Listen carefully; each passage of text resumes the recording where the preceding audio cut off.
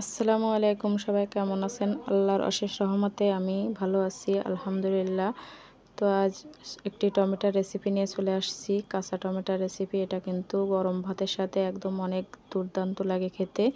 তো সবেমাত্র টমেটোটা বাজার থেকে নিয়ে আসছে, তা ভাবলাম রেসিপিটা করে নেওয়া যাক। তো এই যে ছোট ছোট করে কেটে নিতে হবে, যেহেতু সিজনের সময় না। তো এরকম ছোট ছোট টমেটো পেয়েছে, তো তার জন্য আমি সাদা সরিষা, কালো সরিষা আর পোস্তদানা নিয়ে নিয়েছি। এগুলো শিলনোড়ায় বেটে নিব। আর নিব কয়েকটি কাঁচামরিচ। তো কাঁচামরিচ কয়টা এই যে রেখে দিলাম শিলের উপর। এখন ওটা বাটতে থাকবে আমার মেয়ে, আর আমি এদিকে টমেটোগুলো সব মিশিয়ে নিব। তো এই যে টমেটোগুলো আমি নিয়ে নিয়েছি বেশ কিছুটা। তার উপরে দিয়ে দেব পেঁয়াজ কুচি। তো এই রেসিপিটা একবার হলেও করে খেয়ে দেখবেন, আশা করি ভালো লাগবে।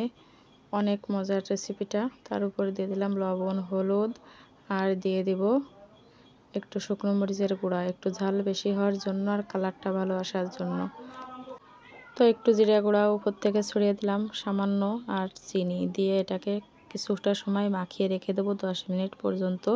তাহলে কিন্তু কাঁচা টমেটোটা একদমই নরম সফট হয়ে যাবে। তো লবণ দিলে যে কোনো সবজি কিন্তু নরম হয়ে যায়, সেদ্ধটা ভালো হয়, তার জন্য এভাবে মাখিয়ে রেখে দেব। তো দেখুন আমার মাখানোটা প্রায় হয়ে গেছে, এক সাইডে রেখে দিয়েছি।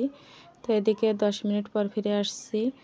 কড়াইয়ে তেলটা গরম হয়ে গেছে, এখন কালো জিরে ফোড়ন দিয়ে নিচ্ছি। কালো জিরের ঘ্রাণটা কিন্তু অনেক সুন্দর একটা ঘ্রাণ, সেটাও দিলে বেশ ভালো লাগে। আর কোনো মশলা দিব না, যেহেতু সব মশলা দিয়েই আমার টমেটোটা মাখিয়ে রাখা আছে। তার ভিতরে এই যে সেই মাখানো টমেটোটা দিয়ে দিচ্ছি, দিয়ে একদমই পানি দেব না। এই টমেটোটা এইভাবেই জাল দিলেই সেদ্ধটা হয়ে যাবে। তো কিছুটা সময় নাড়িয়ে চাড়িয়ে নিব, নাড়িয়ে চাড়িয়ে নিয়ে ঢাকা দিয়ে রেখে দেবো কিছুটা সময়। তো এখন একটু বেশ ভালো করে নাড়িয়ে নিচ্ছি।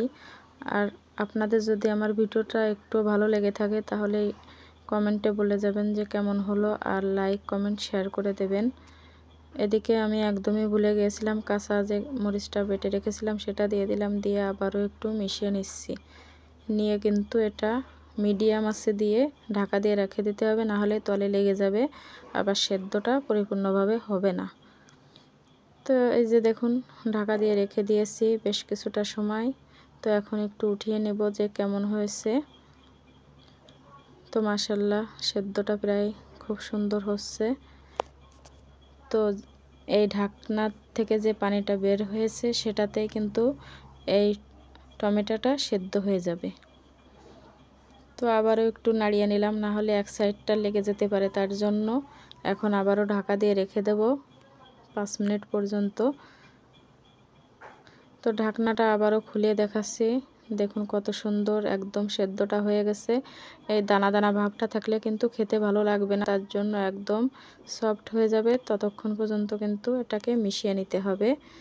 তো এখন আমি যে পোস্ত দানাটা বেটে রেখেছিলাম সেটা এখন এর সঙ্গে মিশিয়ে নেওয়ার সময় এসে গেছে, এখন দিয়ে দিব।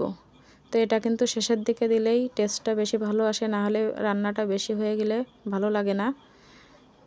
আর পানি তেমন একটা ব্যবহার করব না, ওই বাটিটা ধুয়ে যতটুকু পানি ততটুকুই দিব। তা দেখুন, দেখেই বুঝতে পারতেছেন যে রান্নাটা কত সুন্দর হয়েছে। মাশাআল্লাহ খেতে কিন্তু অনেক মজা হয়েছিল, সবাই অনেক পছন্দ করে এই রান্নাটা আমার বাসায়। আর আমি যে কোনো জিনিস রান্না করে দিলেই কিন্তু আমার ছেলে মেয়ে, আপনাদের ভাইয়া সবাই একদম চেটেপুটে খেয়ে নেয়। তো এখন এই যে দেখুন এই পর্যায়ে এসে গেছে। এখনও পর্যন্ত যদি আমার ভিডিওটা দেখে থাকেন তাহলে একটা লাইক দিয়ে যাবেন, আপনার মতামতটা জানাবেন। আর একটু যদি ভালো লেগে থাকে তাহলে কিন্তু একটা লাইক দিয়ে ভিডিওটা দেখা শুরু করবেন। তো দেখুন এই যে একদমই সফট হয়ে গেছে টমেটো।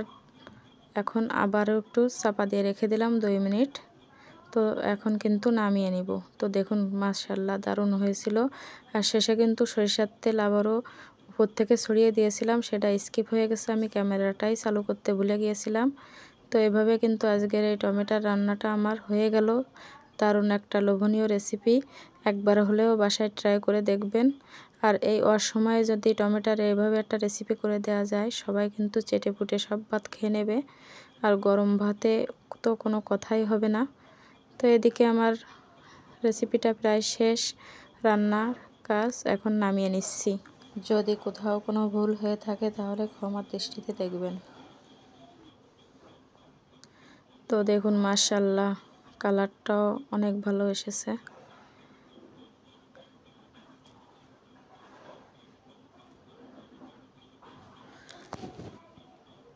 তো আমার ছেলে বলতেছে আম্মু ঘ্রাণটা অনেক সুন্দর একটা ঘ্রাণ বের হয়েছে।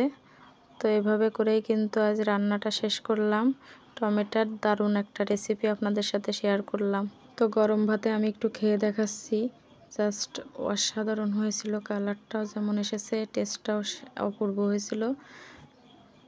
তো এখন কিন্তু এটা বলার বাহিরে, একবার হলে বানিয়ে খেয়ে দেখবেন। তো আলহামদুলিল্লাহ খাবারটা অনেক মজা ছিল, বিসমিল্লাহ বলে মুখে দিয়েছিলাম। তো সবাই ভালো থাকবেন, ভালো লাগলে একটা লাইক করবেন। আল্লাহ হাফেজ।